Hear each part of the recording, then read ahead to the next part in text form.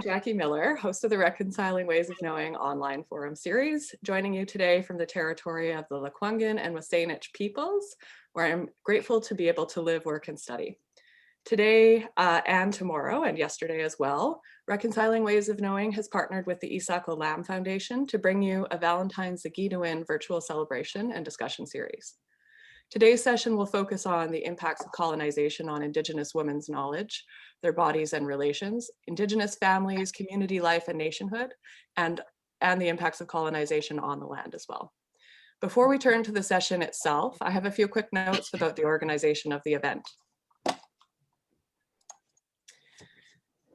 We've turned the chat feature off, and though the Q&A box will remain open,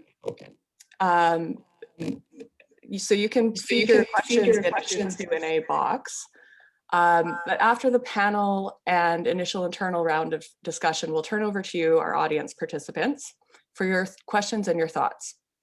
And at the end of the event, we'll be hosting a more informal after party for about half an hour via Zoom meeting to give everyone who has a chance to join an opportunity to connect more informally with the organizers, any speakers who can join us, and any of your audience participant peers that can join as well. I will post the link for that in the chat as we move closer to the Q&A round. Today's session will run for approximately 2 hours. We'll be recording the discussion as well as the discussions from the other days and making a compilation video, which we'll share out on both of our organizations' websites and social media soon after the event. And now I'm pleased to introduce our moderators for today, Eli Enns and Angelica Atwin. Eli Enns is an internationally recognized expert in Indigenous-led conservation from the Tlaukuyet Nation on his father's side and of Dutch Mennonite heritage on his mother's side. Eli promotes holistic solutions for community and ecosystem health and well-being. With a background in political science, Eli is a nation builder with values and approaches rooted in Indigenous economic theory and practice. Eli is the co-founder and president of the IISAAK OLAM Foundation. Angelica Atwin is a member of Parliament for Fredericton, the capital region of New Brunswick, and the unceded territory of the Wolastoqiyik. She is passionate about people, having spent her career at the intersection of youth, education, and local First Nations communities. She's an advocate for and within the education system around youth mental health, recreation, and culturally responsive education. She holds many critical files for the Green Party of Canada, including Indigenous and Northern Affairs, Health, Women, and Gender Equality and Justice. Over to you, Eli and Angelica.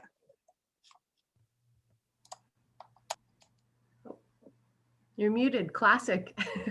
Hi, everyone. All right, okay, I took myself off mute. Yeah, thanks, thank you, Jackie, and thank you, Angelica, for joining us 4 hours away.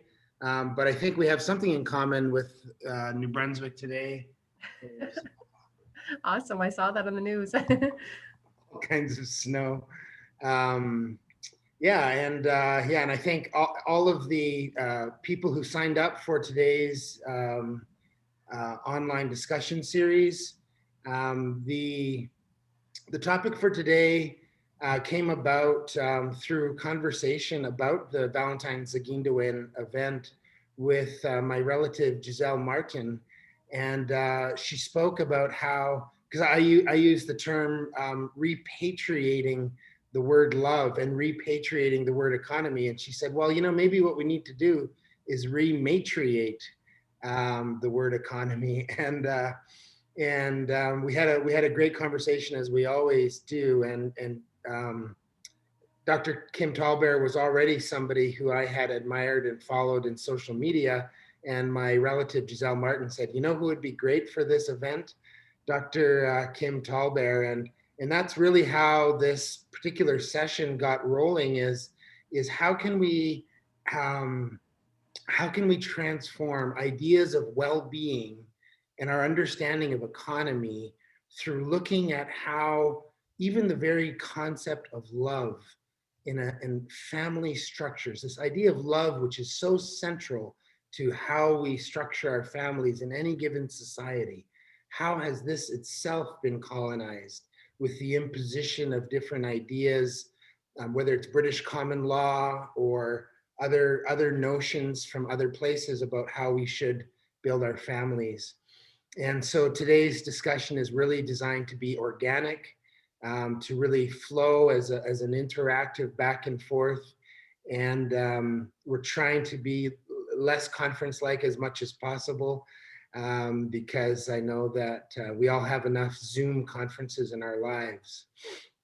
Anyhow, with that, I'd like to hand it over for a formal opening in a good way.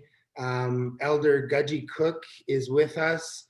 Gudgie is an elder Mohawk midwife, co-founder of the National Aboriginal Council of Midwives, and is executive director of the Spirit Aligned Leadership Program. Gudgie works to elevate the lives, dreams, and voices of North American Indigenous women elders, strengthening and empowering circles of Indigenous women's knowledge and wisdom networks. Expressing appreciation to the four directions through song, Gudgie will share her ideas of the implicate world of birth, dream, and ceremony. So I thank Elder Larry McDermott for introducing me to Gudgie, and hand the floor to you, Gudgie, to open us up in a good way this morning. Clicko, clicko.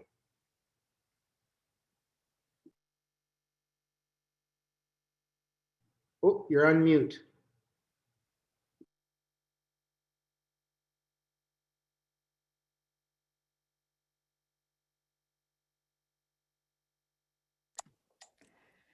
Excuse me. Goa Eli Sego Sewa Guego Dagaji Jako Yungyat Sakwizas Ronu. I'm sitting here in my ancestral homelands of Akwesasne, one of a number of Mohawk communities spread throughout Quebec, Ontario, and New York State. I want to open our time together with a song that was adapted from our Ahandagaliwahtekwa, the Thanksgiving address that many of you may have heard, that comes from the Haudenosaunee words that come before anything else. A young mother in my community, Teresa Bear Fox, has given me permission to use her adaptation of that section of our expression of appreciation to the four beings that sit at the four directions of the cosmos. I love this song. As a young woman would hear our elders say Shkayeli after each segment of appreciation of this special address. And I wondered, why is he saying the number 4? And I understood, as the fluent speakers explained to me, that it's also an expression of it's whole, it's complete. And so from that, I began to adapt this idea of how, as many of us have in our work of indigenizing consciousness, of this idea of the 4. And I recall sitting in a meeting in the National Aboriginal Health Organization many, many years ago, and a non-native nurse commented to me after my presentation, well, Gudgie, not everybody believes in the 4 directions. And I said, it's not a function of belief. That in fact, the combination of just 4 molecules code the DNA blueprint of every living thing on this planet. And at those base pairs, we are formed. And so those letters are like the words in our language that are doorways to open into a deeper world of understanding. And so this idea of the 4 is embedded in this song that I'm going to sing as a prayer to unite us. And in the 4 times that I'll sing it, I invite you to go into the world of your own being. Maybe sit and visit with a grandmother or elder woman who may have shown you love that you carry into your work. So with that, I ask you to close your eyes, and you may take this time to look inward, to look inside, observe your own attention and emotion that you bring to this moment together.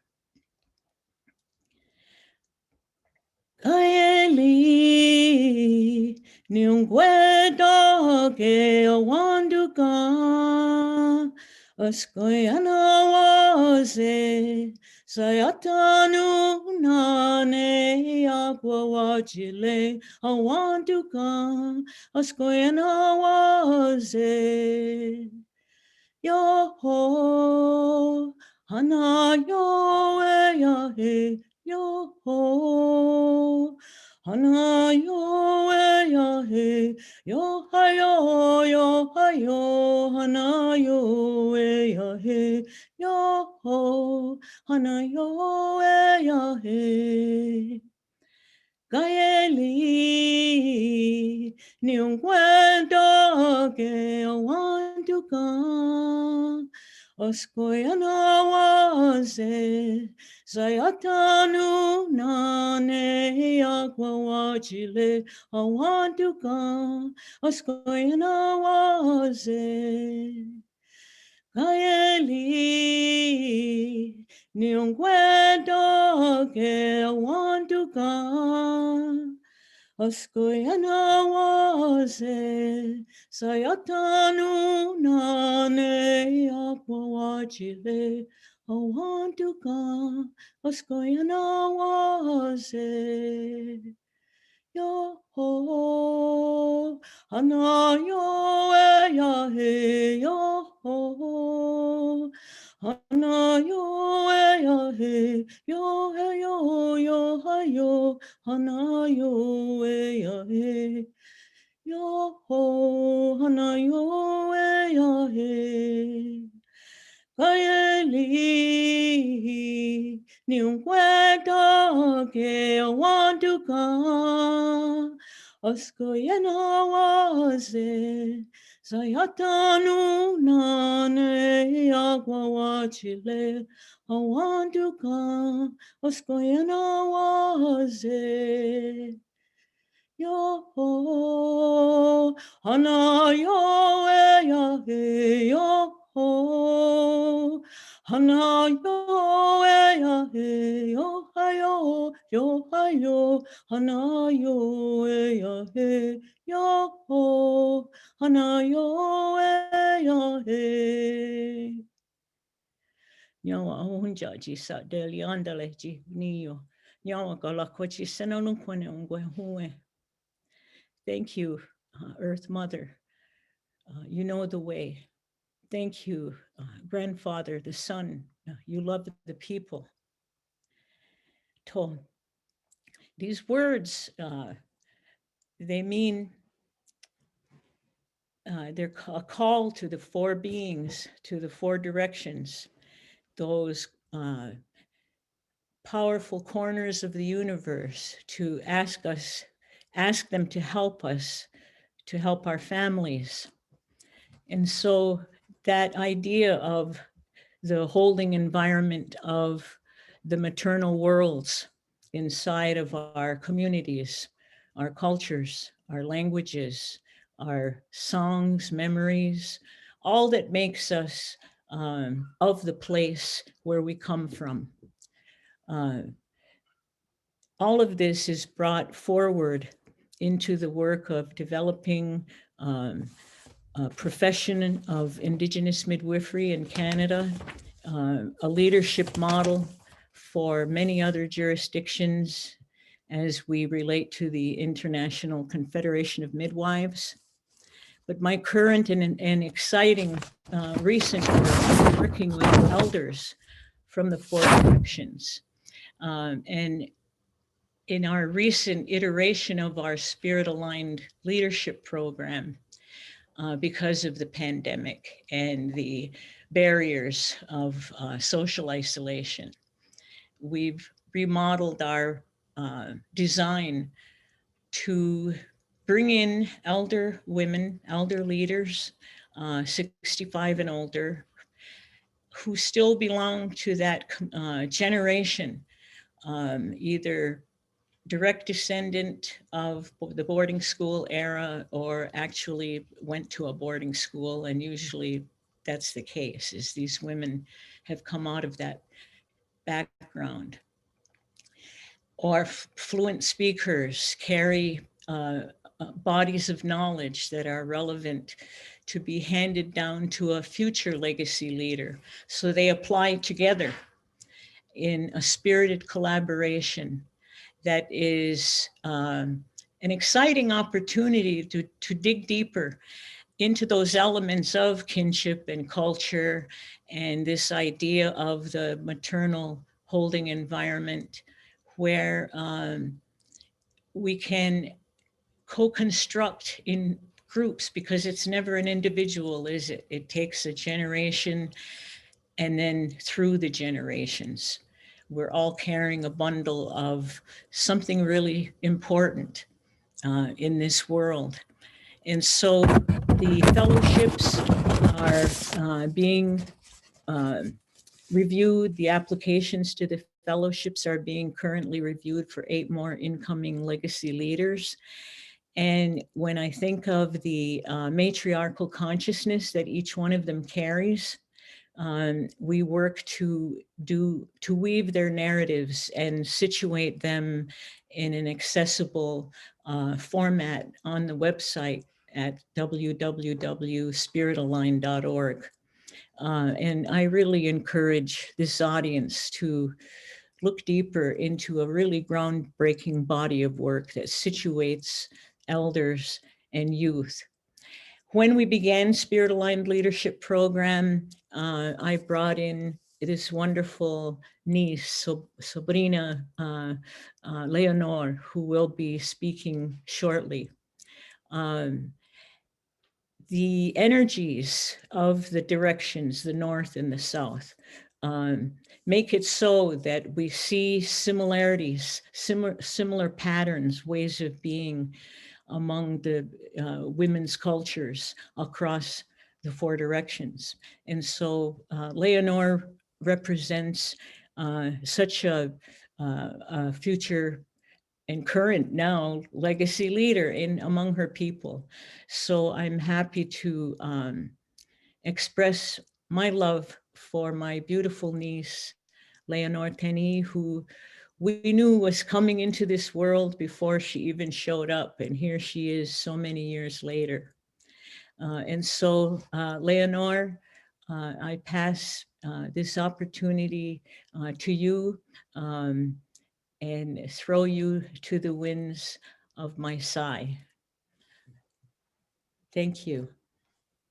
Thank you, Aunt. I love you so much. Thank you for that words.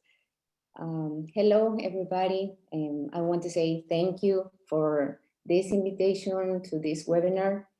I feel very grateful and honored to be here on this special day in which we remember that love is fundamental to our spirits in all the different representations. I also want to say thank you for your understanding when listening to my English, because it is still difficult for me to speak fluently. If during my presentation you have some questions, you can write in the chat and leave your contact and I can answer you. I want to share my presentation with you.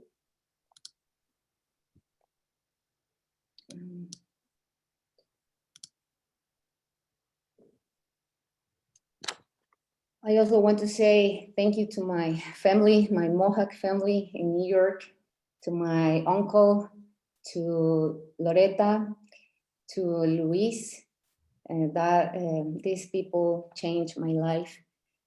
And let me introduce myself. My name is Maria Leonor Teni. I'm an Indigenous Quechua Maya from Guatemala. I'm from the Quechua language family of the Department of Alta Verapaz from Guatemala. Here is my contact.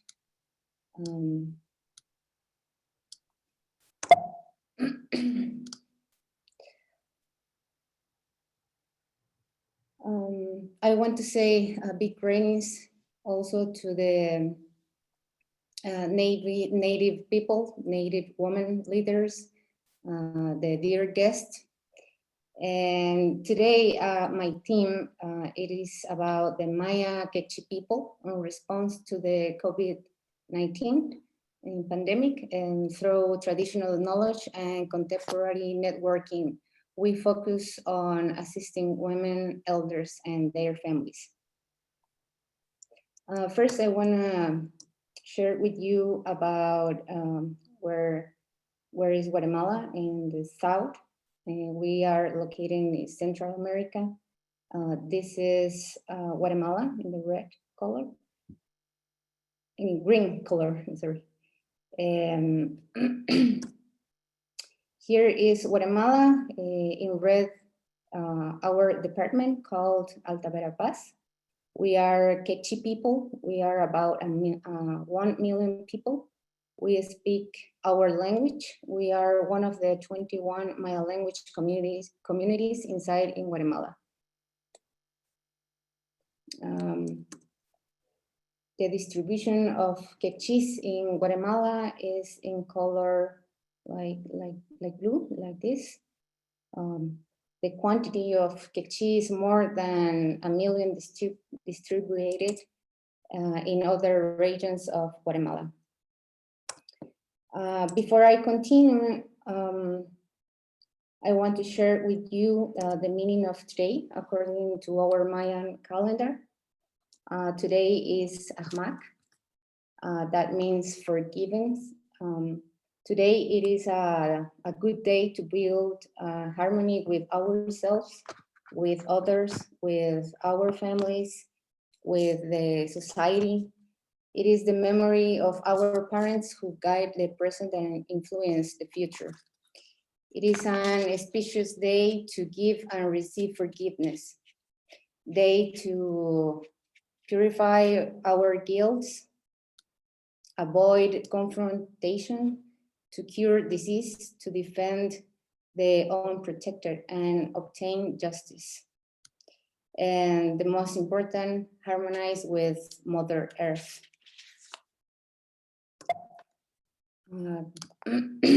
I want to present you our project, Maya Guatemala.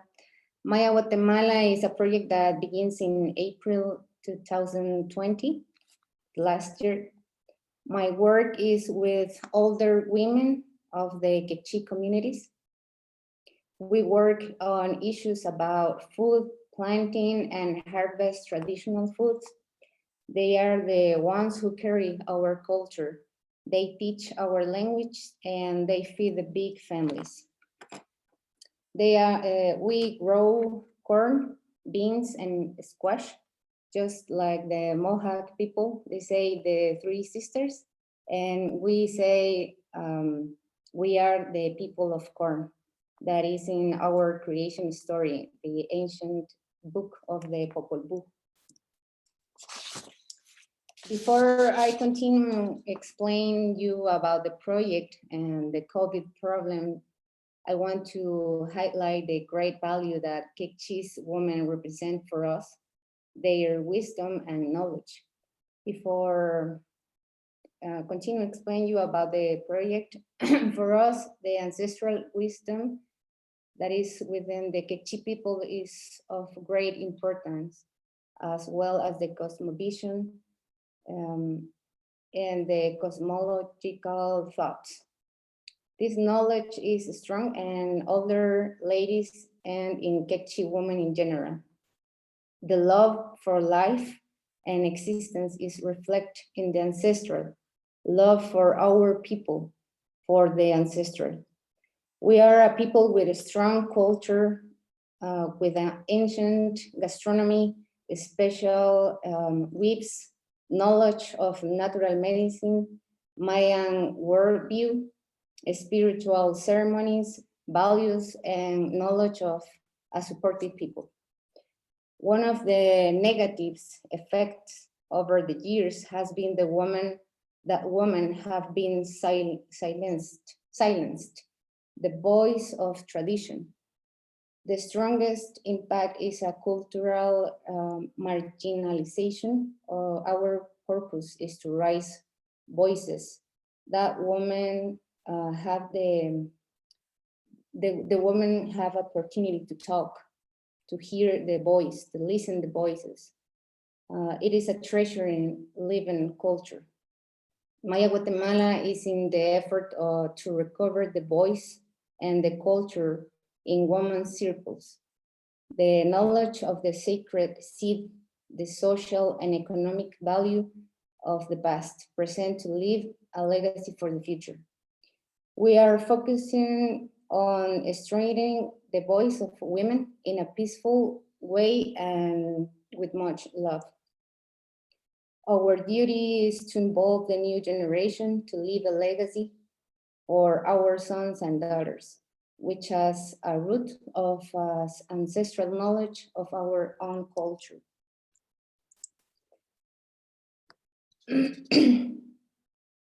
The last year we had a bad situation because of the COVID, and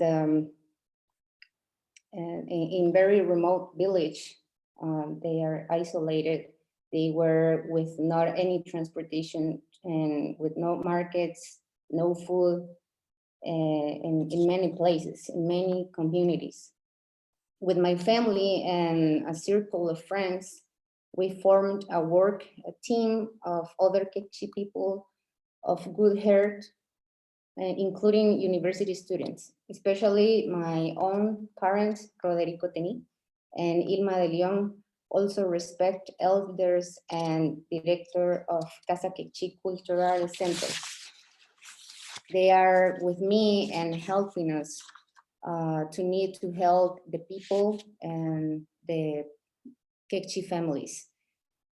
This was a good work and help to other people, to the elders, and supporting families. Finding a full self as an important mission for us to support women. They have been difficult moments, but it has been shown that the local is very important for our communities. Here's pictures from us working with the elders, and in this, here's the corn, beans, sugar, and here's my dad and my mom helped me to making the baskets, and we also bring professional medical assistance to train the elders about the COVID disease. Here's the picture from the communities and in the last year. And also we create a different project to help the plants, the seeds, the medicinal plants and plantings. Here's our project, weaving project, economic assistance in time of pandemic. Also, we had last year in November, we had two strong storms. The name was Eta and Iota. Was a difficult month because the all month we had a lot of rain, and Maya Guatemala support again the communities with corn, with beans, and we're trying to make our best effort to support these people. We have a great challenge and commitment to our people. Our ancestral knowledge is very important. The tradition of our grandmothers are a treasure to us. We protect the treasure of our grandmothers, our spirits. We grow strong from spiritual concentration. That way we find our way to confront this crisis and help bad things in life. I want to say thank you to Plenty Canada. This is an international support to us. And I want to say thank you to my uncle, Jose Barreiro, and Larry McDermott.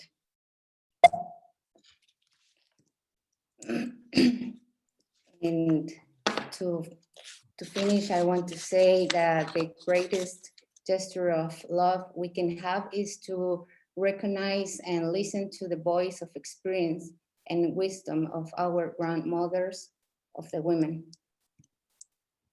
Thank you for allowing me to be here with you and learn from you. Thank you, Indigenous people. We are together as a single tribe, as Kawuk says, in unity. Here's a little video I want to share with you. And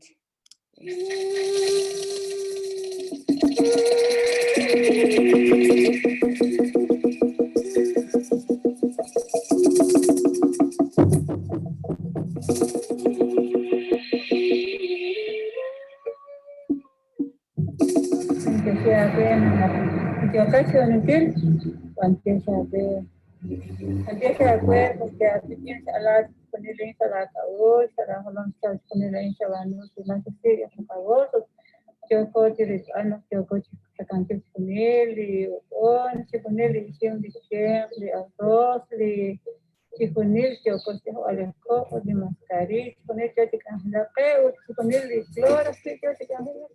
Antes ya pues una gana canciones de tiempo, es canción, orin se contigo, orin se contigo, se era canción, también era changas, con el tiempo de la conexión, de casi de cuy con que se tiene fue, pues con que se contigo, con que se tiene, yo que se sentir no vale tiempo fue.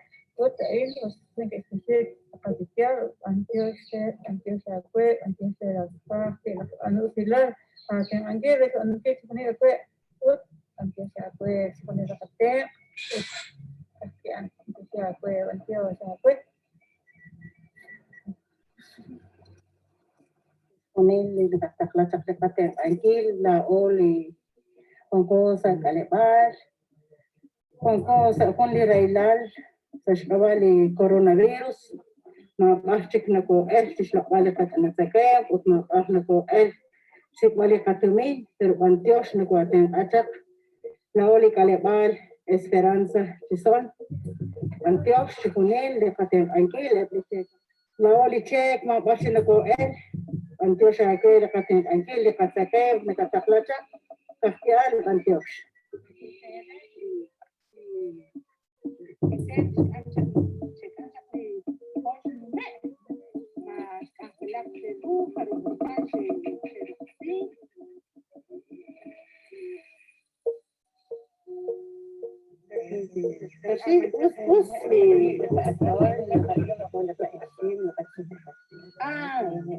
Que sí, muchas gracias, dice que sí, en 15 días la acabar. Ya la yo sé, a la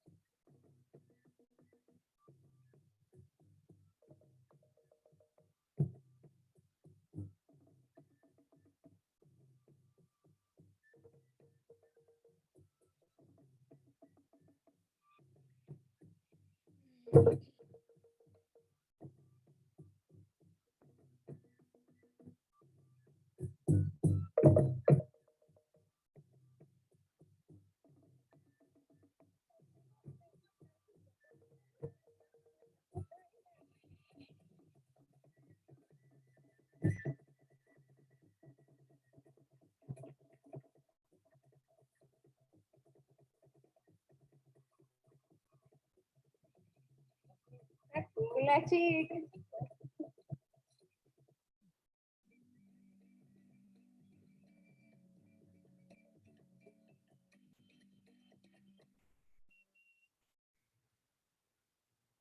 Okay, so thank you for, I think the video explained better than my presentation. So thank you very much for your time, for everything. I'm very happy. I'm very happy to stay here, and I send a lot of love to everybody. Thank you. Thank you very much. Wow, thank you so much, Leonor. That was beautiful, and a really good reminder of how interconnected we all are across this land. We're going to have opportunities for questions of Gaji and Leonor shortly, but I want to go next to Danica Littlechild, and I want to just watching Pablo blowing up balloons there, and I know that Danica has a short window when Pablo is going to agree to let her work today. So Danica Littlechild is a member of the Ermskin Cree Nation in Treaty 6 territory in Alberta. She's an assistant professor in the Department of Law and Legal Studies at Carleton University, Faculty of Public Affairs. A former practicing lawyer in Alberta, her practice included Indigenous laws, legal orders, as well as Canadian laws and policies pertaining to environment, water, conservation, and protected areas, health, and international and human rights. Danica served as the co-chair for the Indigenous Circle of Experts under the Pathway to Canada Target 1, and served for a term as the vice president of the Canadian Commission for UNESCO. I thought maybe it was 2 terms, but in addition to a decade-long history of service to CC UNESCO, Danica is the recipient of the ASQO Award for Justice and Human Rights from the Institute for the Advancement of Aboriginal Women in Alberta, as well as the Alberta Aboriginal Role Models Award for Justice. Thank you so much for sharing your weekend with us, Danica. And I understand you have a few things you'd like to share with us. I'm here with my little one, Pablo. He's 3 years old, and he's agreed to blow the balloon while I talk in my meeting. So it's a decent compromise. I just wanted to talk first about the image you see behind me. It's the painting called Morning Star by Alex Janvier. And it is currently in the Canadian Museum of History, but it was formerly the Museum of Civilization. And it's really special to me because I was actually a young university student when Alex was painting this mural, and his son Dean helped him a lot, who happened to be a friend of mine here in Ottawa.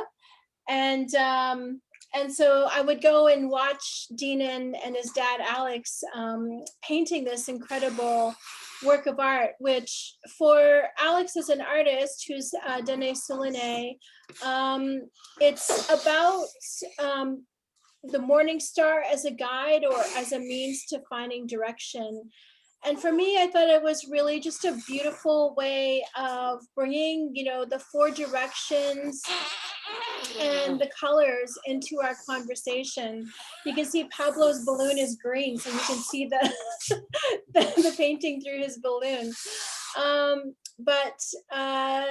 You know, I really love this concept of balance and the 4 directions in the context of what we're talking about, which is Zaagi'idiwin for us Cree is love, and it's not just sort of romantic love. I don't do it. You can do it. I believe in you. You want to try one more time? Okay, yeah. A little preparation never hurts. It's not just about sort of concepts of love between individuals, but it's also about love that we have in our families and love that helps us overcome our frustrations. Oh, you'll get it, buddy. Working. You'll get it. Do you want to try one more time? No. Everybody's cheering for you. No? Let's try a different color. No. Okay. Light blue. Okay, let's try this one then. can you get that one and show them the big one? Yeah, so Zaagi'idiwin is really about That one. being productive in our lives and also loving all beings, not just sort of human beings, but all beings in Mother Earth. And I really love this concept of caring and compassion that comes from Zaagi'idiwin. And it's also about kindness, I think. And one of my elders was telling me part of, you know, the challenge of raising a child, for example, is that today's education is sort of 90% mental, and spirituality is not as central, and emotion isn't as central. And so the elder really encouraged me to make raising a child about emotion and spirituality. And that, I think, is what Zaagi'idiwin is all about as well, is putting him in a context of Zaagi'idiwin. Show it over there. You show it over there, okay? Okay, I will. You go on the other side. Okay. Zaagi'idiwin is about trying to help that emotional development happen for him. and also making sure that he understands what caring and compassion is as he moves forward in his life. So so that's what we call that 4-quadrant sort of balance that you see in the image. Is also something we call in Cree, we call it Depawan. And it's about that physical, mental, spiritual, and emotional balance. Mommy. And so we need to be so sensitive in the way that we engage with one another. It's about how we internalize this balance as well, how we learn to You listen. show this all with that. Okay. And I hit the ball. Okay, sure, honey. It's all about how you internalize it as Okay, well. I'm And ready. listen with your 4 1, 2, 3, go. internal ears. And it's not just about your physical ears. You know, it's about your mental ears, being an analytical thinker. It's your spiritual ears, like the soft spot that is your soul, to learn to listen with that. And also to learn to listen with your emotional ears. So when we talk about Semantic, we talk about creator, we listen with those kinds of ears 1, as 2, well. 3, go. So the last thing I think I'll say before I wrap up with what's been a little bit of a circus of a presentation is just to talk about another aspect of love, which is kindness, and to tie that into our relationality as sort of Indigenous peoples in the settler society, one of which is emblematic in our treaties with one another.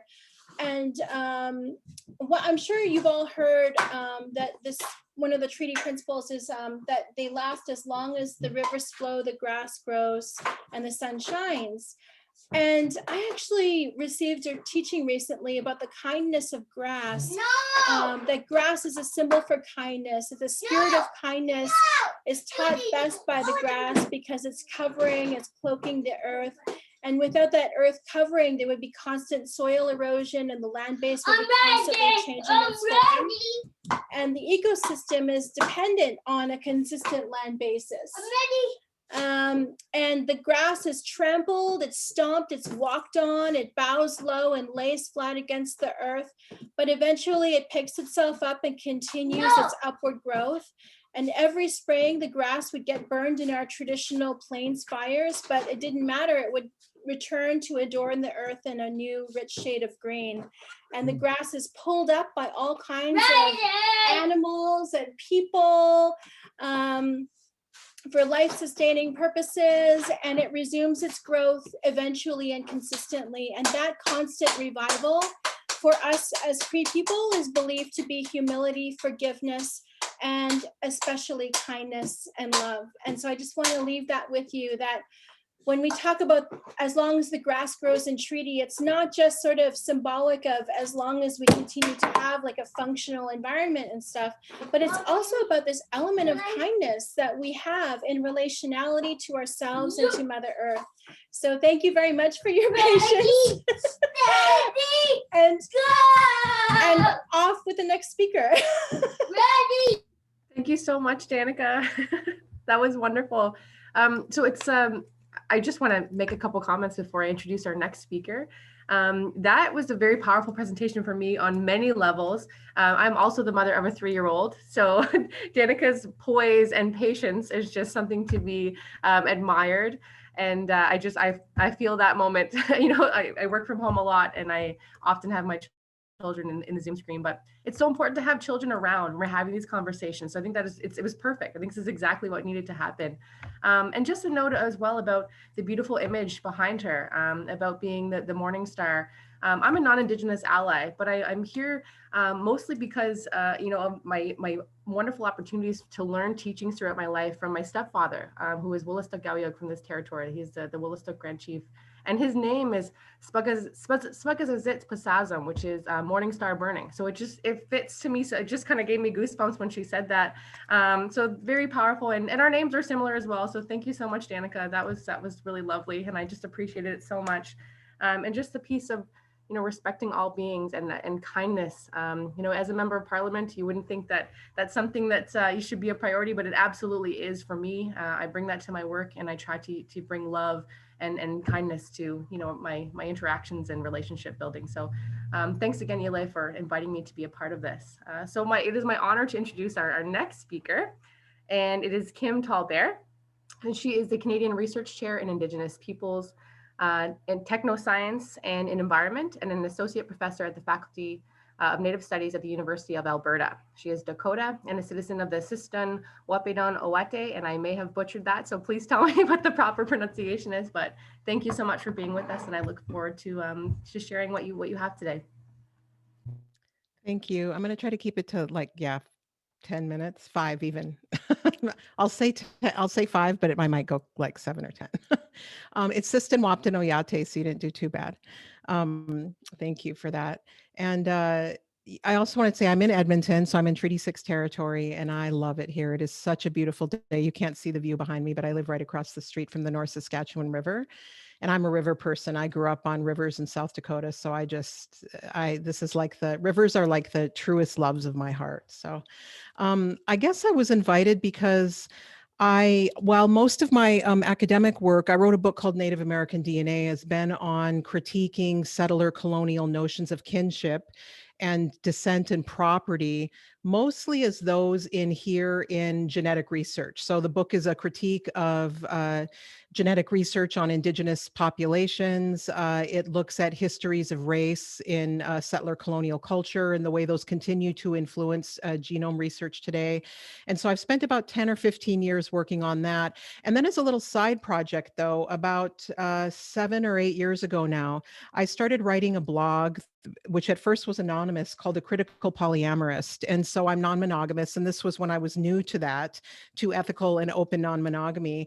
Although, you know, I, and probably many of us on here who are Indigenous, come from, our ancestors were often non-monogamous. This was part of our ancestors' cultures. And I'm really interested in the relationship wisdom of our ancestors that was, what's the word I'm looking for? Eliminated and replaced by settler colonial culture. So not only did they eliminate our ways of doing belonging and identifying as Indigenous people by attempting to replace them with their own laws, right? Their informal laws and their formal laws. We have Indian status. We have today, you know, tribal enrollment, Indian Reorganization Act in the US. We have blood quantum rules, which we spend a lot of time critiquing. But one of the things we don't critique as much, I think, and I think we also critique their imposition of private property, their imposition of compulsory Christianity, but like they attempted to disrupt our relationships by changing our family and kinship systems by stealing our children, they also imposed compulsory monogamy and state-sanctioned marriage on us. And what I have noticed in Indigenous studies, which is the field that I'm in, why are we always writing volumes and railing against blood quantum and railing against their imposition of their family forms on us, but we rarely take up the problem of state-sanctioned marriage and compulsory monogamy? Well, I think part of this has to do with, they also used sexuality as a weapon, right? They did violence to us and our ancestors with sexuality. So instead of sex being about good relating, pleasure, desire, and connection, it becomes something to be ashamed of, something to be scarce, only attached to certain kinds of relationships, which became heterosexual, with men in charge of women. It had to involve procreation or children. These are not ways of relating that I think we can trace back to many of our Indigenous ancestors. And so I started writing this blog both as a way to process my personal journey, but also because I am a researcher and an academic, I can't really take on any life project in a really meaningful way unless I turn it into research, because I don't have good work-life balance. Like, I love to research, I love to write. This is what I want to do all the time. And so I did this blog, and then eventually I started, I was anonymous. I started getting invitations to do media interviews and talks. And then I moved to Canada from Texas, and I thought, okay, I think I'm going to have to come out about being the critical polyamorous, because I really want to talk to people about it in a much more open way. And so it's become a big part of my research now. So I'm making that transition from looking at the disruption to our kinship systems and identities through DNA. But I think marriage and monogamy have done the same thing. So in a sense, I'm writing about a very similar project, even though it seems like writing about sexualities and non-monogamy is really different than writing about the politics of science, but they're very related, and I'll show that in the publications I have coming out. So the other thing I wanted to say really quickly is I'm doing a storytelling event tomorrow for a benefit for Sexuality Education Resource Center Manitoba, or CERC Manitoba. And it's a benefit for them. They do like positive and healthy relationship counseling and sexuality education, particularly for youth. They're based in Winnipeg, but they have a couple other branches in Manitoba. So if I'm going to do a plug for tomorrow night, because it's all the money goes to support them. It's the web page is cerc.mb.ca, and you can go to their Valentine's soiree. And I'm going to be telling 3 stories interspersed with my Critical Polyamorist 100s, which I do tend to publish on my website. They're little 100-word vignettes, poetic vignettes. They started out being about sex, but like poetic sex. They're not rated X. I would say they're mostly like rated R. And then, but the stories are going to be, what I'm going to try to do is redeem the word promiscuous. The title of the storytelling event is called Love in the Promiscuous Style. And if you go to the Oxford English Dictionary, the word promiscuous is like negative. It's about casual and careless sexual relationships. It's random, indiscriminate, unsystematic. And I'm going to try to redeem that word and say, hey, promiscuity of relations is a good thing. And when I started writing the Critical Polyamorous 100s, while they started out being about sexual liaisons and encounters, they turned also into human, non-human relations and encounters. So if I have time here, I can read one really quick. But I started writing about the non-humans in my life. So I was living in Austin at the time. I had a little bright green lizard living in a plant on my patio. And the lizard never, I don't know, they probably went out and hunted, but they always came back to the plant. And it was such a joy to me to have that little green lizard on my patio every day. I'd go out there and I'd burn incense and sit there and maybe have a glass of wine. And the lizard was there keeping me company. And it was really kind of an important part of my day. So I also think a lot about rivers, and my 100s they go back and forth between romantic and sexual love and to being about love for the land. So yeah, I guess that's what that's going to be about. I'm trying to think if there's anything else I want to say. Oh, so I'm just going to read you a paragraph from the intro to the story thing tomorrow night, so you can get a sense of where I'm going with the creative work that I'm doing around this, but it's also bleeding into the kind of academic work that I do. And I'm really at a moment when, like, I don't like I don't like typical academic tone in writing, and I try really hard to speak to a broader audience. That said, I'm so inside the academy, I might think I'm being normal sounding and nobody else does. So I don't know. But here's the intro to what I'm going to say tonight. So why does this society tell us that promiscuity is always so lacking in purpose? And I mean settler society, but I think we've taken that on too. And why do we use this word to shame people for their desires and attractions? Were you taught, like I was, that romantic love must accompany sex? That sex accompanies romantic love? Were you taught that fidelity and commitment go hand in hand with scarcity, with the idea that true love is romantic love, that it is rare? And if it is true, then it lasts forever, often to the exclusion of other connections.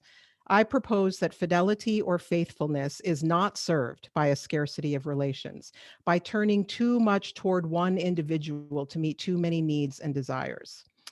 And then I'll tell 3 stories. One is called Platonic, Polyamorous, Triad. And if you know polyamorous people that are in triads, they're not just like one couple. There's like 3 of them that have a thing together. But I have a Platonic one that I'm as close to those 2 as I would ever be to romantic partners. They are like life partners, even though it's Platonic. And so I'm going to also trouble that divide between romantic love being the center of your life and say, hey, what about our friends, right? Which queer people are really good at doing this, but like straights have not been so good. So I think it'll be speaking to some people in a different way.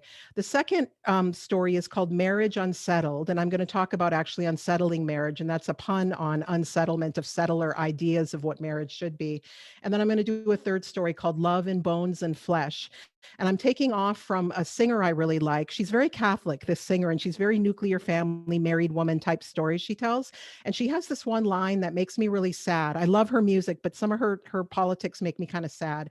She talks about God's love being almighty, and our love, I think meaning her and her husband, being just flesh and bones, which makes me cry because flesh and bones, our flesh and our bones come from the earth and the stars. There is nothing more profound than our connection to the earth and the stars and to one another as beings. So I would never put Almighty God's love ever above the love of flesh and bones. And that's got to do with both our human and our more than human relations. So that's what I'll be talking about tomorrow night. And thank you. I've really enjoyed the other speakers so far. I'm very inspired now to go finish my stories. Thanks. Oh, Kim, that's so beautiful. Thank you so much. Jenica, I imagine, do you have any reflections? I mean, I have some, but I'll acquiesce to you. Yeah, I mean, I'd love to hear from Gudgy as well. So many things I'm thinking about. I mean, I've been with the same person my whole life, so it's a very interesting thing for me to challenge those notions. And it comes from my Irish roots. It's something that's absolutely been imported here. From settler society. So fascinating. And I wrote down all of the the books that are available, the websites. I'm very much looking forward to diving deep into this because I think it's such a necessary conversation to have. I'm thinking of many of the youth I used to work with in an education setting, that the empowerment that can come from that, I think is an unexplored place that I'm so glad that you've taken this conversation, and it's very exciting to me.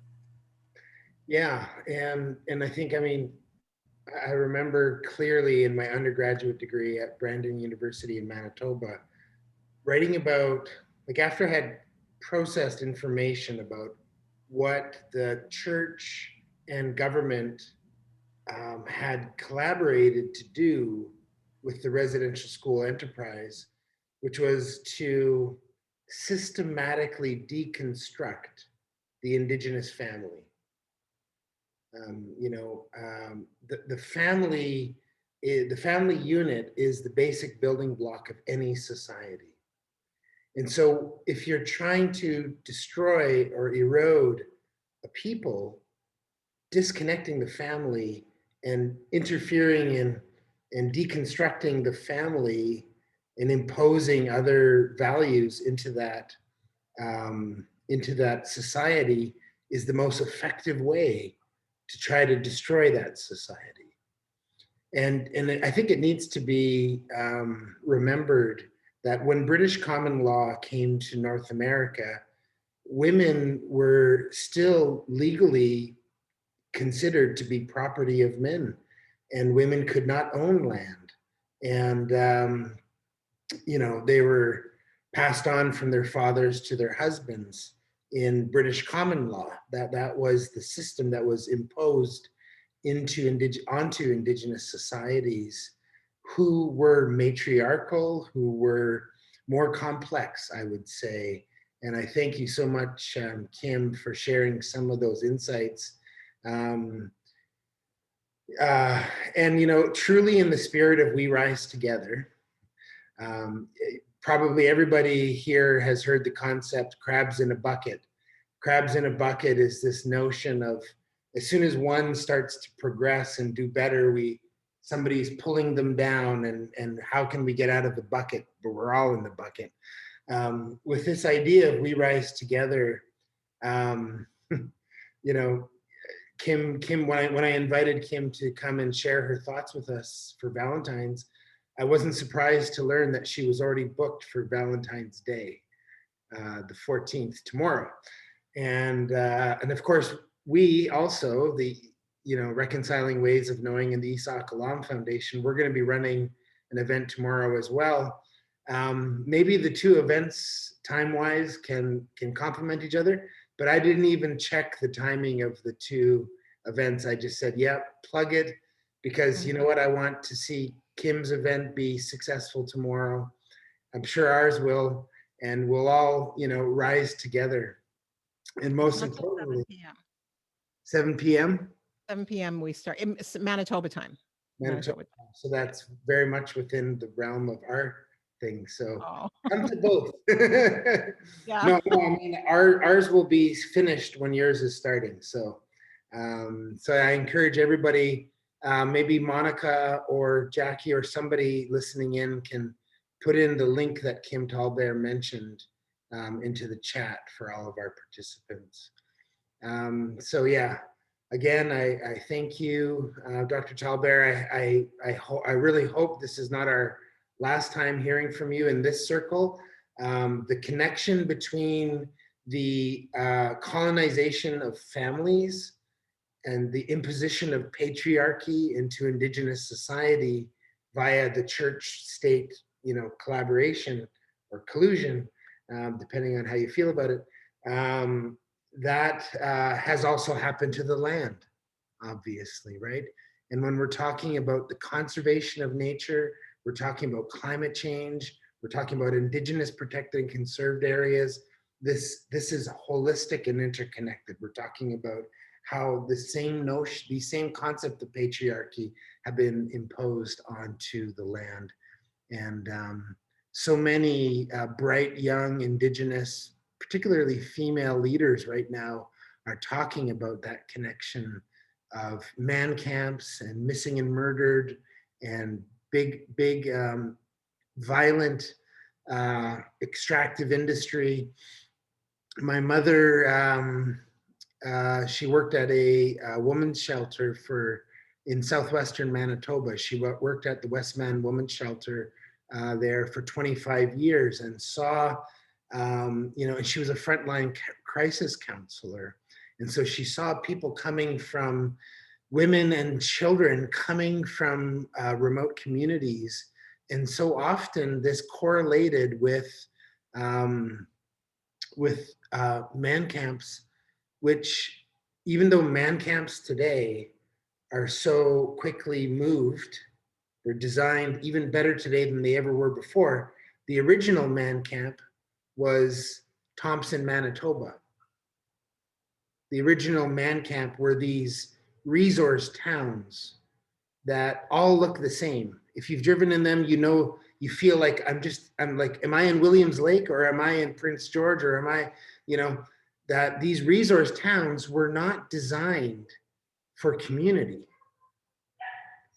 They were designed quick and dirty infrastructure, the infrastructure and housing that will last as long as the resources available. It's not about investing in society. And what my mother and others taught me was that this tremendous wealth of a boomtown where you have a new commodity or gold deposit that's discovered goes hand in hand with gambling, prostitution, substance abuse, and domestic violence. And when you put those 4 or 5 toxic ingredients within the patriarchy of men own women, men own children, which still the cultural hangover from that hasn't gone away. And so this is a totally interconnected phenomenon of what's happening in our homes and what's happening on the land. And so, yeah, I just thank you again, Kim, for sharing your insights and you know, and coming full circle back to Gaji and the incredibly important role of midwives and others who are there with our people here in British Columbia. We're rooting out the birth alert that medical staff at hospitals have made such a regular thing. You know, if an Indigenous woman comes in to deliver a baby, there's a birth alert that has been signaled, which automatically, you know, alerts Child and Family Services. Anyways, I could keep going on and on here. I'm not even a panelist. So maybe with that, I'll conclude my thoughts and reflections, and just thank you all for your, you know, really important contributions to today's conversation. We're going to make it an annual event.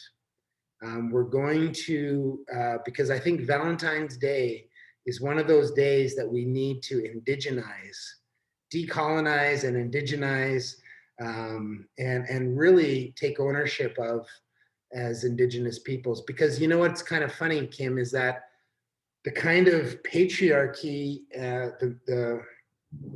I forget exactly your terminology, but the sort of church state, you know, program hasn't just damaged Indigenous peoples. I meet so many non-Indigenous peoples who suffer in that type of a model because of the nuclear family isolates you from a community, and you're supposed to find everything in your soulmate, and that soulmate is going to complete you and, you know, do everything for you.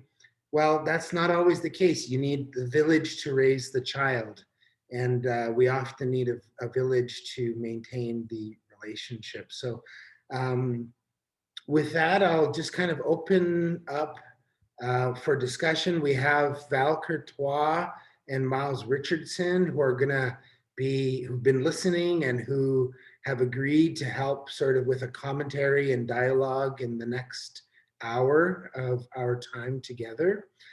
So Miles or Val, who wants to chime in here and provide some reflections to get us started?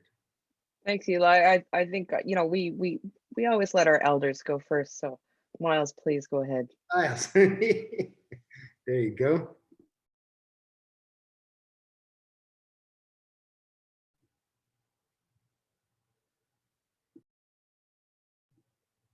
Oh yeah, you're muted. Oh, there you go. Oh, there it is. I was muted. I don't have anything to say. I'm just trying to keep up listening.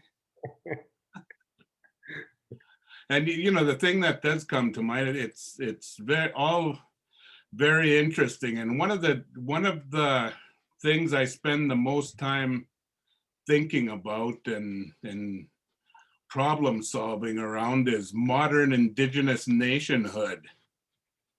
And I come from a really strong matrilineal society, the Haida Nation, and which has been altered significantly by Western values and Christianity and all that, and the, you know, the patriarchy, the things you're talking about, and it's what I've grown up with, and I've known of the other ways and seen recent attempts in asserting our modern nationhood to move more back in a political sense.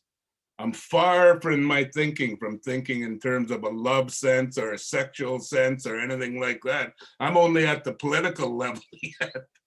But moving from that to a more of a matriarchal type of control. You know, matriarchy is an English word also. We had our own way of doing it as Haidas, but absolutely, you know, the ultimate power for our society was vested in the high-born women, the you know, the heads of the lineages. And there's a lot of interest, and I think a lot of wisdom in moving back to that. But sorting these things out and getting there in a way that is real for us and living our lives in that way, as each of you have talked about, is about as big a human challenge as we get. And I mean, we need to keep talking about this. We need to support those who are doing it, because it's going to take a hell of a lot of courage. And, you know, we're talking about reorganizing our nationhood. Anyway, I'm babbling now, but this is fascinating. Eli, I didn't quite know what you're up to with this dialogue, but it has all my attention. All right. Those are really good reflections, Miles, and many of our people right across this country are in a similar situation. We're talking about self-determination. We're talking about you know, indigenizing, and the elephant in the room is that we're you know, and you know what, many elders, and Larry McDermott, who helped organize this session, and I think he's in the audience, but you know, he often talks about that you know, that a very, very important role of our that we are in the new era of female leadership. And I've heard other elders. I heard an elder from Iran, from a late Tagi Faver, who passed away recently, I mean, in recent years, talked about how we are in the era of female leadership. And so I think that this is exactly what you're talking about, Miles. Part of that innovation of nationhood really is going to be about rematriating, or maybe there's a better word to say that, but I don't know it yet. So and you know what I understand, Eli, is that's the only way we're going to survive as a species. We got to change our direction, and that is probably the most fundamental change we need to make. And we've been there before, and we need to remember. We need to understand what's true, what's real, what the truth is, and go forward on that basis. You know, if you look at the things Dr. Talber is talking about in terms of the truth and what's real, you know, suddenly the stigmas that are associated with those values or perceptions you're talking about don't seem so prevalent or so suffocating, you know, because, you know, we are humans with feelings and all those things. So I have my experience from growing up amongst my own people in a very colonial type of situation, but our culture has been strong also. And I was listening to the Mayan speaker, Leonor, and thinking of look at, even amongst in Guatemala, amongst the Mayan people, there's 1 million of her people amongst this millions of other Mayans and indigenous people in Guatemala. But think about around the world. Have any of you been, say, to the Brazilian Amazon? I went down there one time amongst the Kayapo people, way up the Xingu River. They lived like it could have been probably 5,000 years ago, and their vision, I mean, family was so important to them, but it was totally different. You know, I remember one evening I found myself in the middle. Their villages are built in circles, and in the middle is the men's hut. I don't know if that's ancient or what, but in the monthly festa, the men would be all there. And one evening I walk out there and they've got all their ammo strapped on and guns and swords and, you know, all ceremonial. They're trying to show themselves off. Anyway, it was every month they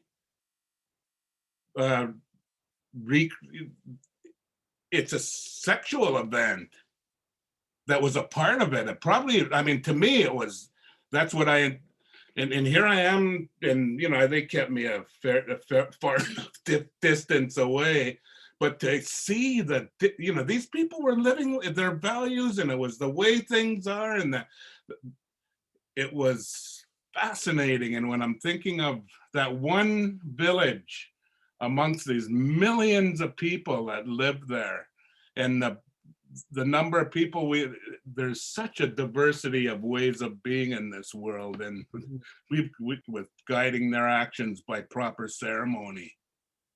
By proper ceremony and by recognition of our roles as good people. And to me, I think about, how as an Innu woman, how we traditionally defined what a good Innu woman was versus what a good Innu man was, and how in modern society, with all of these breakdowns that you've all talked about, that's become very difficult. And we're in many ways having to redefine kind of what that means to be good. And to me, that means being responsible, having reciprocity with our relationship with the land, and with each other, thinking about that. And when I think about the healing nature of the land, in my culture, we were colonized very much by the Catholic religion, and the French colonists. And I'm a lesbian woman, and when I came out, I didn't know what the reaction of the elders were going to be. In fact, I expected rejection, because I had never been told what that role was within our society, how that was recognized, what our responsibilities were as individuals who were within the queer family. But I learned and was healed of that notion while I was on the land.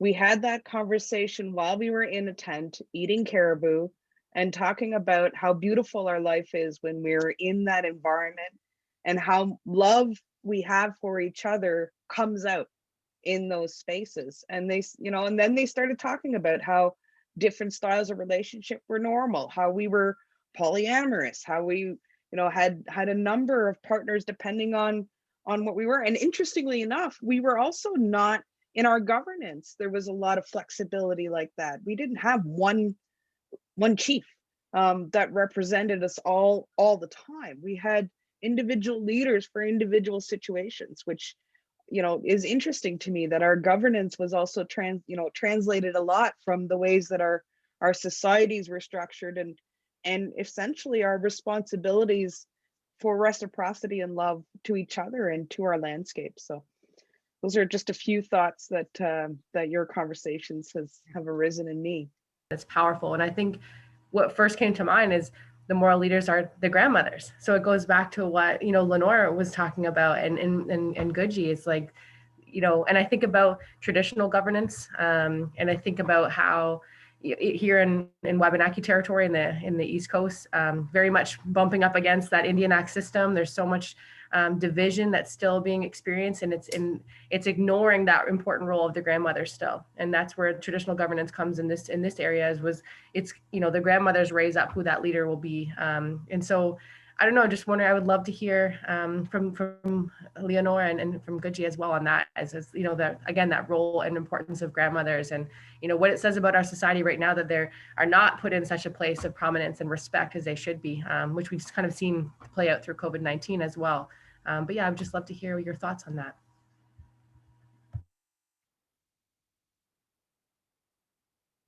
On mute. Yeah, there you go. Okay. Thank you, everyone, for everything that's been said. One of our legacy leaders is a Bear Clan mother here in our Mohawk Longhouse. She carries the title of the chief, meaning dragging his horns. He's dragging his horns across the land as a way to mark his territory, but also to show his leadership, and his messaging comes from the clan mother. And so you're correct that our communities, our societies always had a matriarchal consciousness. And the two of the legacy leaders talk about Wope, which is Loretta Afraid of Bear Cook, who comes from the Pine Ridge Reservation, whose work in one of the most traumatized communities in North America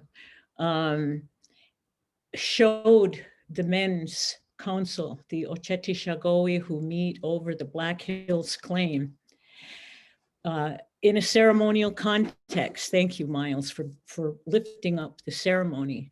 Is for the first time since the signing of the 1868 treaty, they brought forward Red Cloud's sacred pipe, put it on a buffalo robe. In previous meetings, they never brought it out. And Loretta carries the knowledge as being the oldest of 2 lineages in her family, the oldest grandchild. So she carries a special cultural role. And as she did her Legacy Leader Fellowship, she focused on sacred food. Sacred food speaks. That's the wasna, the dried buffalo meat, the choke cherry, and the corn and the water. And when they had a meeting in January of 2020, she and her sisters went and prepared the sacred food, which they keep stored through the year for such events. And when they put that sacred food down with that pipe on the robe, the whole tone of the meeting changed. There was no arguing. There was no ego building. My ancestor was this one and whatever, you know how meetings can dissolve.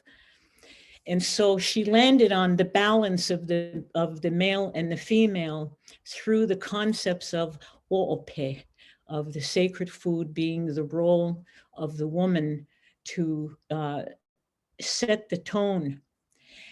Louise of Hearn here, Wagelagaste, she puts forward the concept of Gahnistasala, mother-law. And it follows this idea of the matrilineal, matriarchal consciousness. That here in Akwesasne, our whole work, as with midwifery knowledge as the generator, the recovery of the knowledge, the practice, all of these things you're talking about come from a thought that came forward in my life and in my practice as a midwife from Leonor's father, Roderico Teni, who came here in 1981, came to Akwesasne after seeing my husband's face in his sacred fire, and left with us this Mayan calendar, the Solkin, the ways of the days. And so my whole theory of my work has been the this implicate world of birth, dream, and ceremony that all require interpretation. So you interpret each one of you. Had I been at your birth, I could give you, your parents, some idea of the ceremonies that needed to be done because of the purpose you're in this world.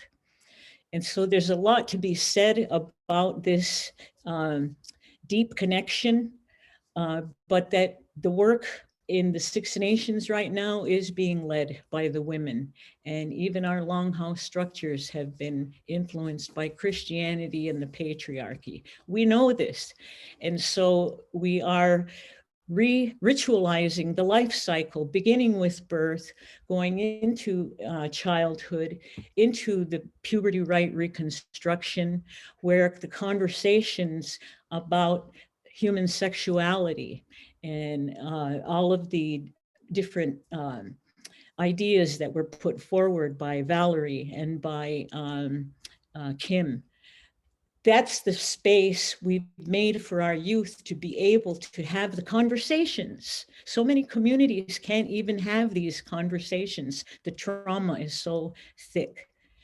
And so midwifery was a way to energize the women, a birth at a time, in the practice. It's not if on the ground, in the home, in the family, as a grandmother of 12, it's in the practice of birth, of dream, and in ceremony, in that implicate world where they all connect.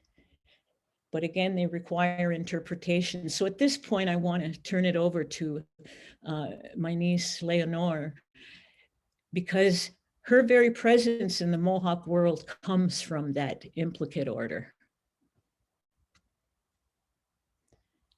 So could you turn it over to Leonor? Over to you, Leonor. Hi. I just want to say if I can have the support in Spanish or translate. Monica can translate. The uncle was Monica, are you listening? I'm listening. Okay, go ahead, Leonor.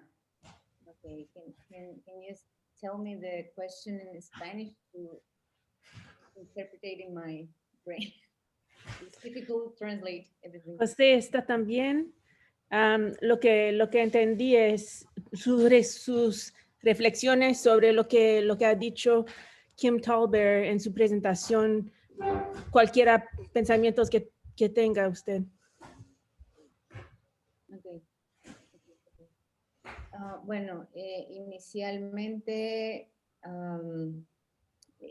no comprendo mucho el inglés porque es muy rápido. Entonces, he entendido de las presentaciones. Ahora entendí la presentación de mi tía Katsi, también de la reflexión que ella tuvo respecto a la conversación. Sure, let me translate for people. I've got my video off just for internet connection here, but Leonora is just saying that she understands English, but it was a little bit fast. So but she was able to understand what Gaji was saying. So maybe a reflection on what Gaji said is fine too, or no pressure at all as well. Just an invitation to share any thoughts that you have, una invitación para compartir cualquiera pensamientos que tenga. Sí, bien. Y gracias por la traducción, es de mucha ayuda. Nada. Estoy reflexionando en el sentido de lo poderoso que es la intervención de las mujeres, de las líderes. Un resumen, yo en el 2017 estuve con mujeres líderes Mohawk. So in 2017, I was with Gaji, with the Mohawk community.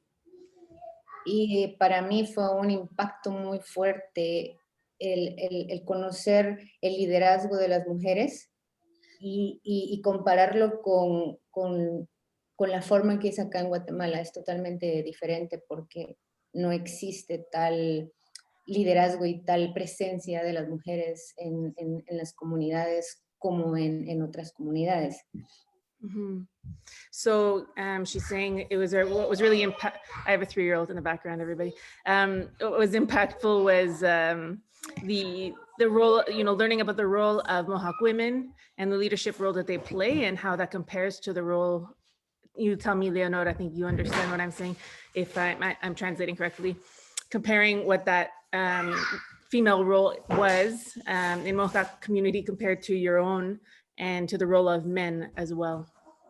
Así que ha sido un proceso largo en donde yo tengo que transformar eso en mi cabeza y aplicarlo, no de la misma manera porque en Guatemala es diferente.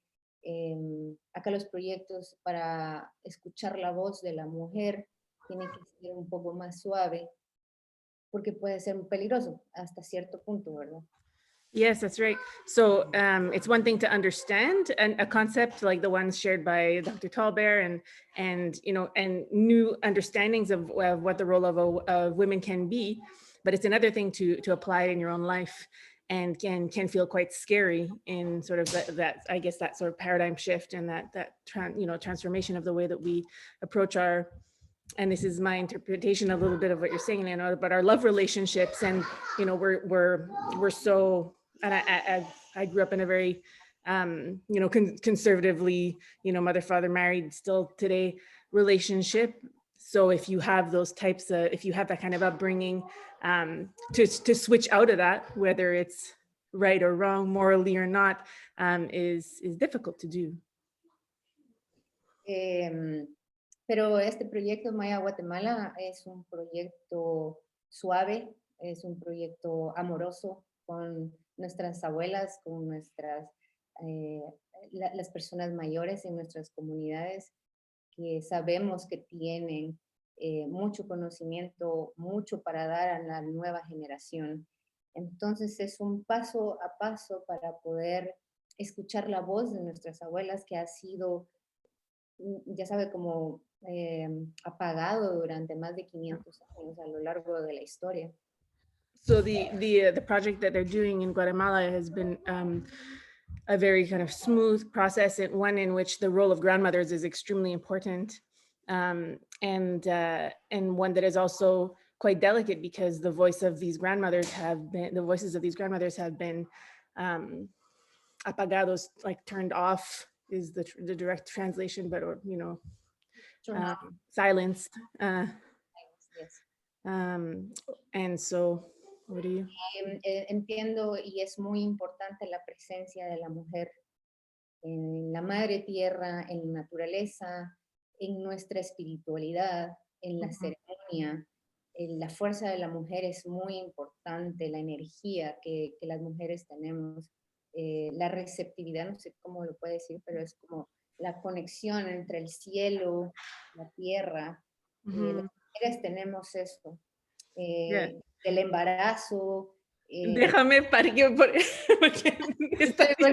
many words. I'm like, remember these 20 verses.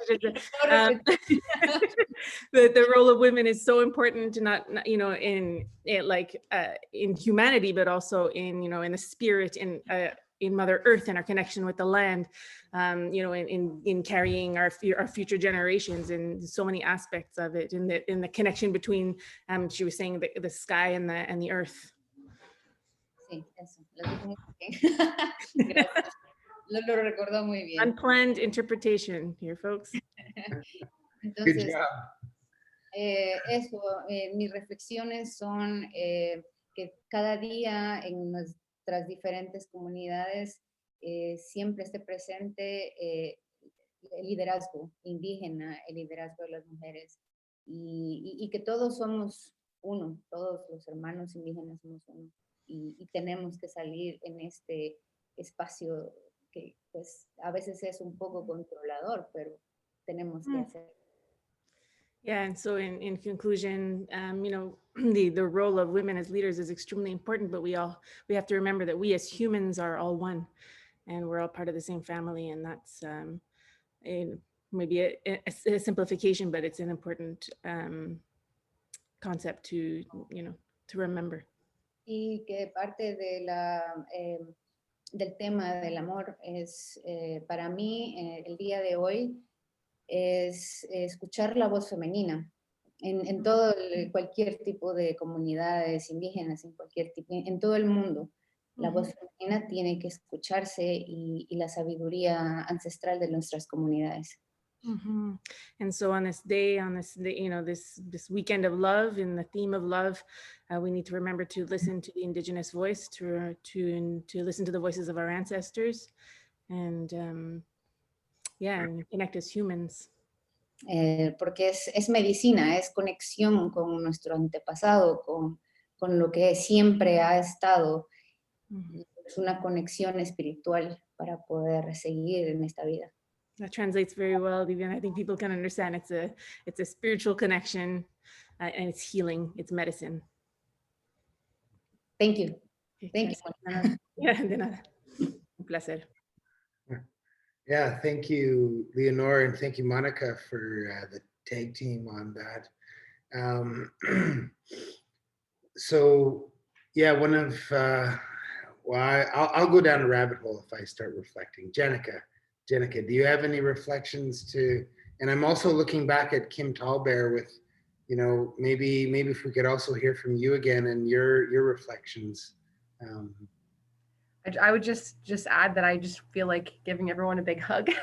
It's something throughout COVID has been so difficult, but and thank you so much, Leonora. And I speak so fast notoriously, so thank you for reminding me to slow down.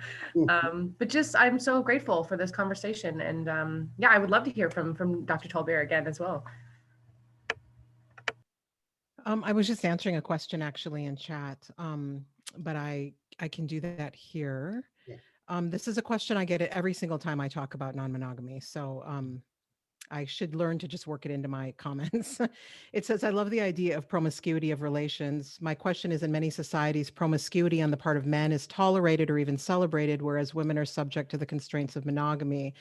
Is this the case historically in Dakota relations? My response was, I would be skeptical of settler revisionist histories that tell you that that's the case.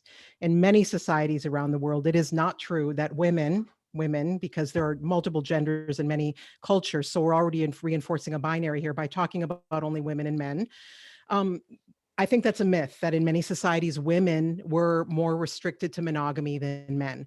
I can get into this big academic thing, and the academics out there will know this who study sexuality. The concept of sexuality, of homosexual, because that emerged first as a concept even before heterosexual, because the architects of the state were busy trying to pathologize and manage people. So they came up with the idea of the homosexual, and then they're like, oh, what about the rest of the, oh, they must be heterosexual.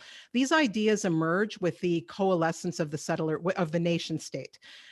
Before there were kings and queens running everything, then comes the state, right? There's this big transition. Well, along with the state, they don't have the kings and queens cutting everybody's head off and instilling them with terror in order to control them. So they have to have regulations, laws, the police, prisons, they have to have the biomedical complex, right?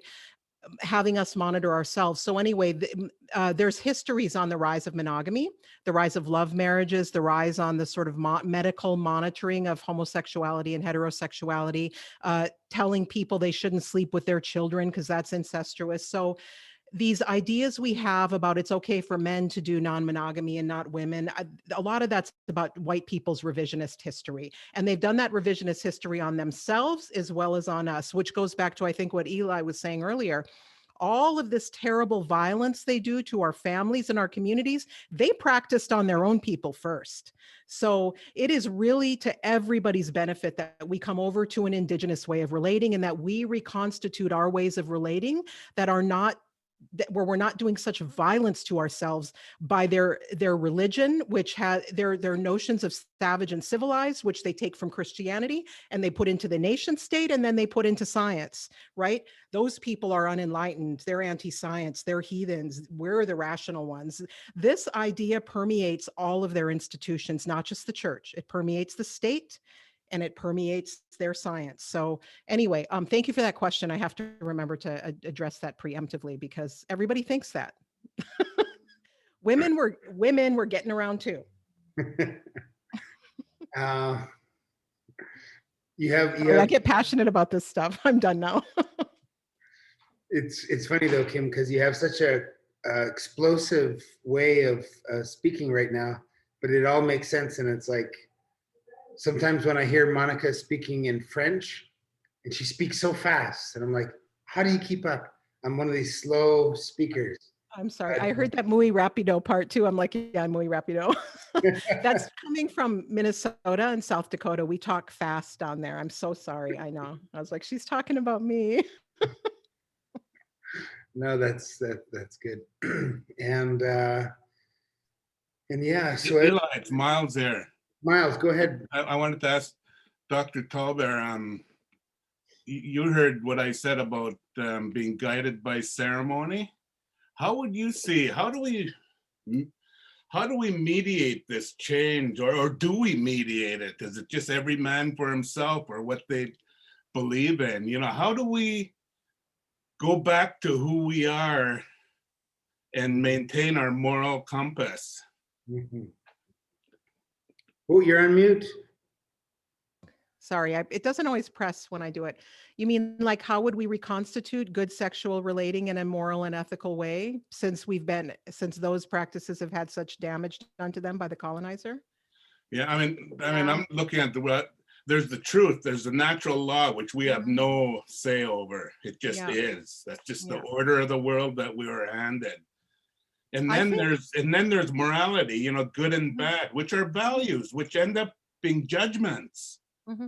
You know, I was listening to Val, and a Haida value may not be an Innu value. Doesn't make them good or bad. They're just different. Yeah. I think, you know, I one of the places I've really took inspiration from, and this is moving up to Canada, there's a lot, I think there are more connections are being made among the sexual health education, like young Indigenous, queer and Two-Spirit people have been really at the forefront of this, making these well, not all of them young, some of them my age too, but have been kind of at the forefront of making the connections between defending the land, defending the water, and also defending people's right to integrity of their bodies, right? And so I see, I'm really inspired by those kinds of connections. And I also see this, I think back home to us, I wasn't at Standing Rock, but I had a lot of friends and relatives that were there because my reservation is not too far from there. And I know that there were of course, a lot of women in leadership. And I think this goes back to women being leaders as well as non-binary people, to use an imperfect English term. They were really at the forefront at Standing Rock too. Maybe we all knew that. I'm not sure how much the broader public knew that, but they were also thinking a lot about the role of ceremony, of sexuality, of like, I know welcoming people into ceremony, particularly young women, I think, who had been trafficked or had suffered sexual violence in some ways. And so I think part of that as well is, I know we've got people up here like Alex Wilson over at University of Saskatchewan, who I think is a real advocate of Two-Spirit ceremony. We need to have ceremonies that people feel safe in. I have to say that a lot of the ceremony I went to as a kid, there was a lot of men who were really oppressive and who I know were sexual abusers involved in that. And I didn't want to go to ceremony for a long time because I didn't feel like I couldn't say it, frankly. I think we need women and Two-Spirit people in charge of ceremony. We need safe spaces for people. I think in those places, we'll get to have these conversations that, like, I don't want to have them with some patriarchal man running a ceremony and telling me I got to wear a skirt all the way down to the ground. I didn't have to do that when I was a kid even. And maybe that's some other tribe's culture and not ours, but I see all this stuff being kind of shoved down our throat as this kind of pan-native right way to do things. I'm like, that is not the way my people did it.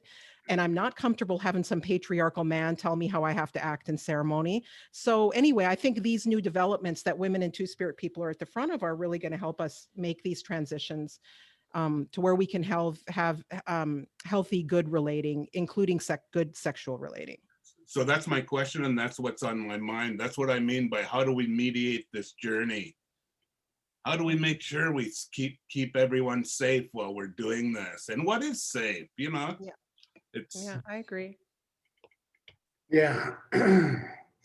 Yeah, I mean, it like even down to the point of whether women are allowed to sing in a potlatch ceremony. And what I'm told by my elders is that in traditional times, women would be also dancing in our potlatch in the center of the stage, of the floor, of the dance floor. And now today that is seen to be taboo. Well, how did our taboos arise out of the imposition of British common law, which said that women don't have a role to play in that the men have to provide that leadership. And the last thing that I would like to provoke, a bit of a provocative thought here as we start to wind down the hour, the last 10 minutes, open up a brand new can of worms. In Montreal in 2019, and I know Larry's in the audience here, so he's not, this Zoom webinar thing is new to me, but we were at a conference in Montreal, and one of our colleagues was at the stage, and she was speaking about something that was emotionally charged, and she started to cry, like she just started to weep, and because she was talking about an elder who had passed away recently, and so I went and I sat with her at the front of this room full of people, and to comfort her or whatever, and Larry was there in the room, and once she was finished talking, and while she was weeping, she apologized.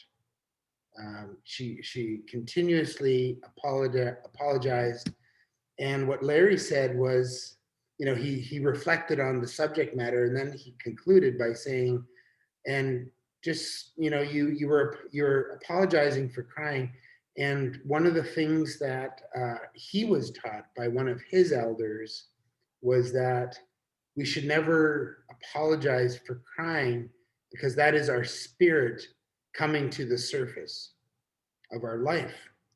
That's our spirit coming to the surface. It's putting its best foot forward, so to speak. And as he said that, myself and several other people in the room started to weep as well. Just tears coming down.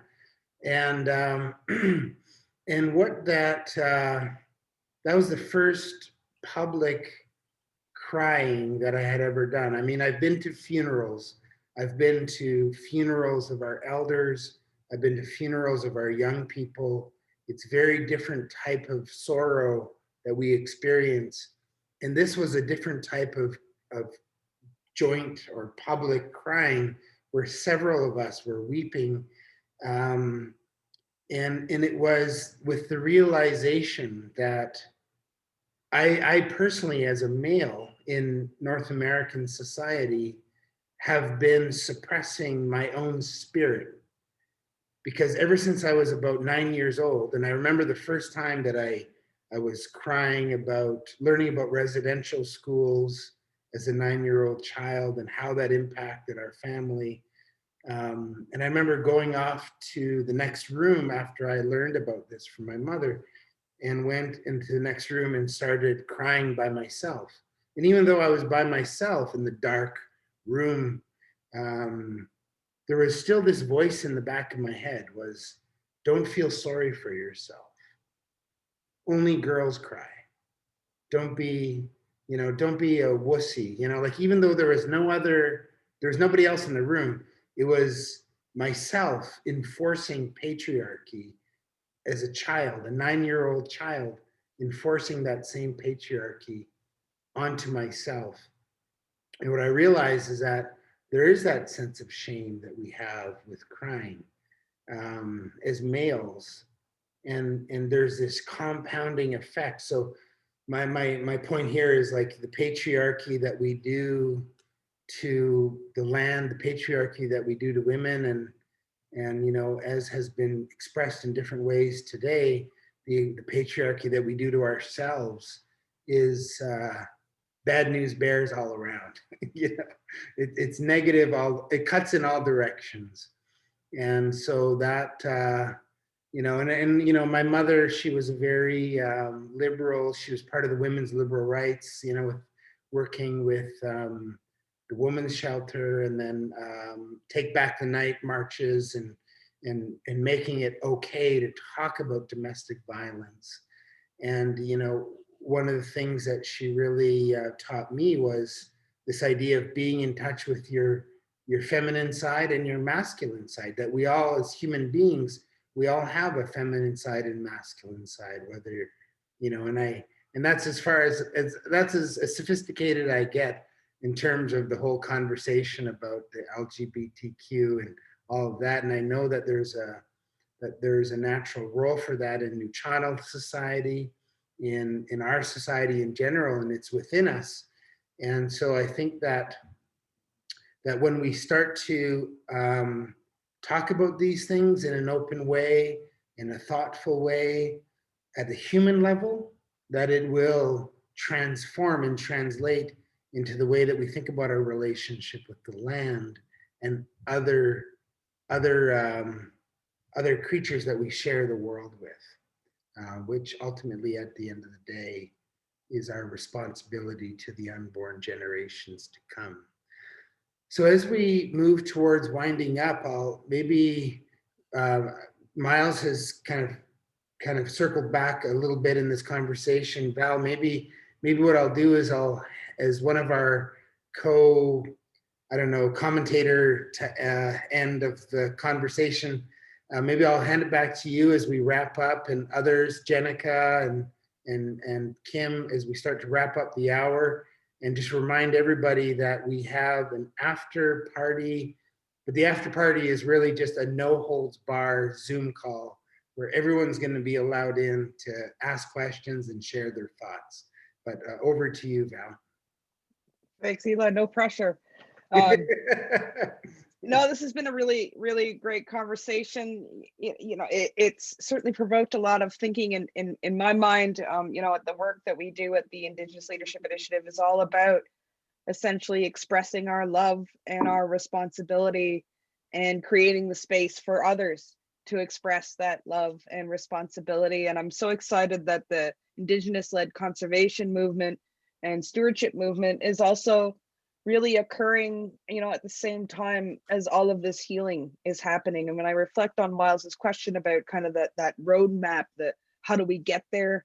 I reflect on ceremony. In ceremony, there's a lot of faith in that practice, and I think that the how to get there is a little bit even complex. And I think we have to have ceremony and faith in the ceremony, faith in the land, and faith in ourselves. And really to express that through love and reflect that in everything that we do, and in the kind of the expression of, as you say, Miles, being who we are. So thank you everyone for this great provocative and thoughtful conversation on a Saturday afternoon. Who knew what to expect, but I've thoroughly enjoyed it. Well done. You hit it out of the park, Val. Jenica and Kim. Just for me again is thank you. I kind of reiterate that this was, who knew what direction it was going to take, and it's just been so interesting and fulfilling. And I can't wait to go home and reflect on it more and come back tomorrow for the rest of the discussion. Yeah, talk it over with your husband. Kim. I actually teach a class, and my next book is on how sex and nature are very similar types of ideas and objects. And so this has been really interesting for me to think about how to make those linkages more clearly. I think we have to heal both of those things at the same time. They really do go together.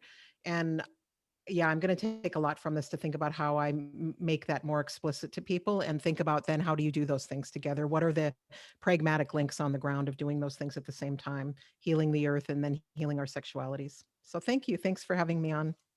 Thanks for being here, and we'll be sending out the link for your talk tomorrow as well throughout our social media tonight.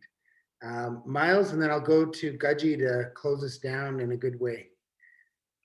I want to thank everyone for their participation, and thank you, Eli, for your idea of coming together on this Valentine's celebration of love. May love guide each and every one of us in every decision we make. Nice. Good battle cry. Gaji, please. Thank you, everyone. This has been really a wonderful opportunity to hear other voices and other work going on in the landscape. That's all. Yawa, thank you. Click, bye. What a good group. That's 2 o'clock, right on the nose. Oh my God, what discipline and structure. But anyways, you'll see in the chat, there's a link to a Zoom meeting. And I'll tell you what, this is just a little innovation that we decided to do, because we want to include as much dialogue with the audience as possible. So there's no pressure whatsoever to the speakers, whoever wants to join the Zoom meeting. This is going to be just a space where everyone can interact in a more organic, open way. We had the seminar here so that we could ensure that there was good connectivity with our speakers and our discussants. But take note of the Zoom meeting that's going to be coming up shortly, and have a great weekend, and we'll see you all tomorrow, inshallah. Bye for now. Thank you, Willie Wynn. Ooh.